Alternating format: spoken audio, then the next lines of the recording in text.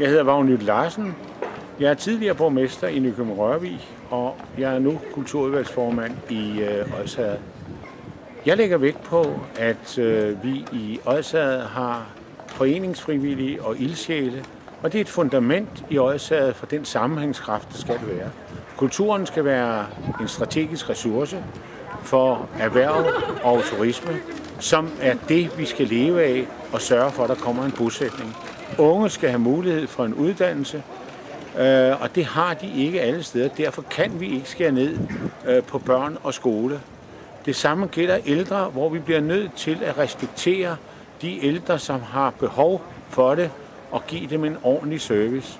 Og endelig vil jeg sige, at medarbejderne skal have mulighed for udvikling. Det er sørgeligt.